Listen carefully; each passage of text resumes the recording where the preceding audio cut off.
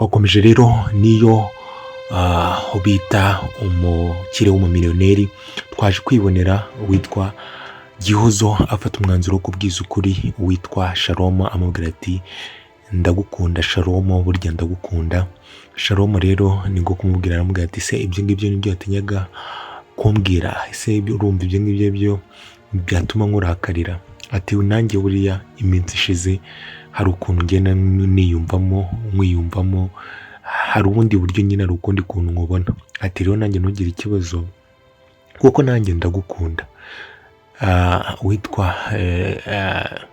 Witwa Gihozo yabyakiriye neza, ubona yuko kuko mu maso yabo bose harimo urukundo rutarimo uburyarya, urukundo rumeze neza. Niko kubwira Shalom, aramubwira ati none se waba warankundiye iki? Ariko Shalom ntiyaciye hirya no hino, yavuze ati wowe waranabaye, wambaye hafi, rero hari ibintu byinshi byatuma ngukunda, kuko kandi umuntu wagutabaye, wakubaye hafi, kandi Gihozo ni n'umukobwa mwiza ku buryo rero guhita umuntu afata umwanzuro nk'uko Shalom yawufashe akamukunda, ntabwo ari ibintu twatindaho. Twaje kubona rero Alisa nawe ahamagara iby'ubukwe bwe bugeze kure, ahamagara barimo kumubwira ku bijyanye na invitation.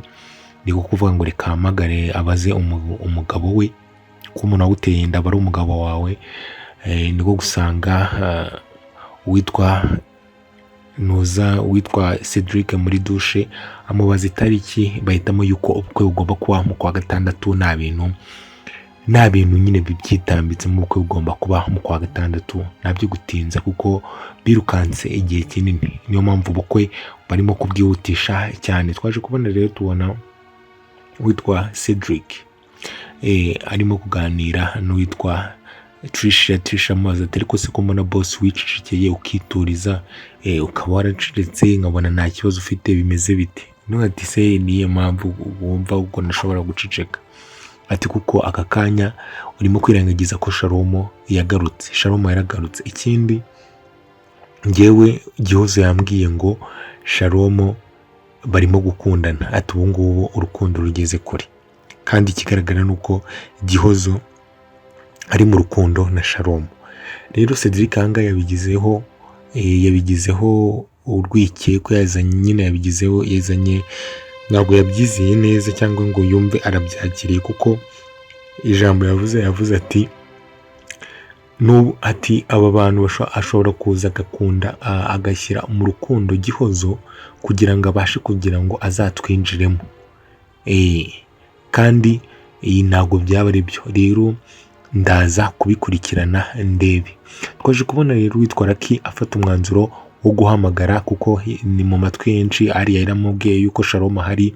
Umukunzi we Trisha yamubwiye ati Shalom njye namubonye.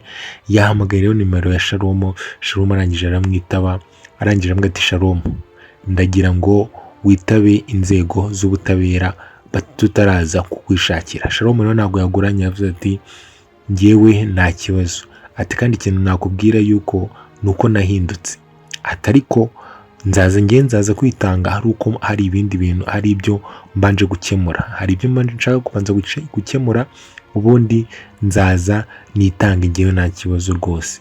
Undi aramubwira ati nizere yuko atari amakosa ugiye kongera ku yandi makosa, kuko byazamera nabi. Mwibuke yuko Shalom ikintu cya mbere arimo gushaka kubanza kureba ese ninde uri inyuma ya bino bintu byose, ninde uri inyuma y'urupfu rwa Kami, ninde uri inyuma yo gushaka kugenda kuri famiye yaba Alice, cyane cyane ko ubu noneho ari famiye irimo n'umukunzi we Gihozo.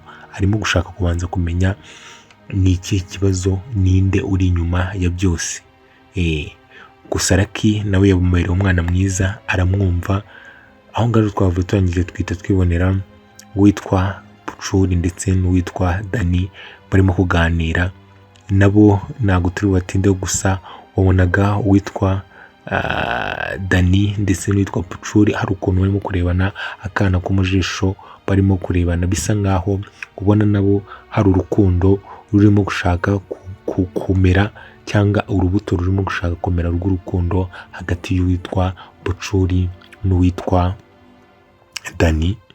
ubona rwose ari ibintu bimeze neza. Twaje kubona rero twibonera uwitwa Papa Alice afata umwanzuro ukomeye wa kigabo, arangije yihamagarira umukobwa we abanza gutungurwa, arangije amubwira ati rero umukobwa wanjye ntugire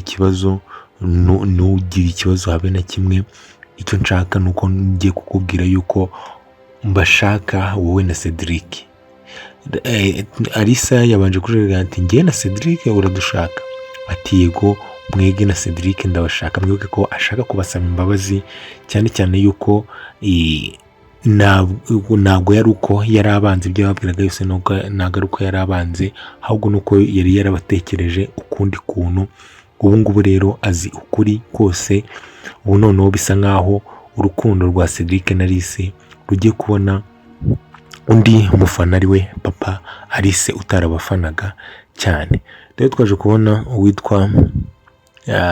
uwitwa Tricia na kwitwa Pucuri ari kumwe n'uwitwa Lucky yaraje kureba Tricia, aje kumureba ku kazi, ariko ntabwo yamubonye, telefone ye ntabwo yacagamo, bityo uwitwa Lucky yasaga nkaho agize impungenge z'uko umukunzi we telefone ye itarimo gucamo. Kandi mwibuke yuko yavuganye na Shalom, ashobora gutekereza ati se aba bantu bari hanze hano nibo bashobora no kunkorera ku mukunzi. Wabonaga nyine asa nkaho ahangayitse. Twabonye uwitwa Alice nyuma yo kumenya amakuru meza yuko amaze kuvugana n'umukunzi we, nako amaze kuvugana na papa we, arangije yaje rero kubibwira umukunzi we, aramubwira ati rero shire wanjye utaragenda ndagira ngo mubwire yuko papa none ahamamagaye arambwiye ati njyewe nawe aradushaka. Rero byasaga nkaho nyine ari ibintu nyine bibatunguye. Gusa witwa Cedric wabonaga agize akanyamuneza kukumva noneho yabasha kujya kuganira n'umupapa ubyara umukobwa akunda, n'ubu ni sebukwe. Ati nta kibazo twazajya kureba uwo musaza. Arangije amubwira ati rero ndagira ngo mubwire n'ikindi. Ati tugomba kujya kureba uwo musaza nibyo, ariko ndagira ngo mubwire n'ikindi yuko ubu ngubu mfite amakuru yuko Gihozo arimo gukundana na Shalom. Ati ubu ngubu barimo gukundana. Alice rero ibyo bintu ntabwo yabyumvishe, yavuze ati reka murumuna wanjye ntabwo ashobora gukundana na Shalom, kuko nyine ntabwo aramwizera. Ariko nyamara no guhamagarwa na papa we, mwibuke ko Shalom ari we wabigizemo uruhare. Iyo ashaka ntabwo yari kujya kubavugira cyangwa ngo avuge nyine abwize ukuri papa we. Gusa Alice nyine ntabwo yabyumvishe, aravuga ati reka ntabwo nakemerera Gihozo gukundana na Shalom. Gusa Cedric aramubwira ati rero ibyo ngibyo urimo kuvuga urimo kwibeshya, kuko Gihozo ni umuntu mukuru, nubwo mumwita bucuri wanyu, ariko ni umuntu mukuru, agufite amahitamo agomba kwihitiramo. Arangije aramubwira ati ibaze nutangira kumurwanya nk'uko natwe baturwanyaga. Ati so warabyishimiraga?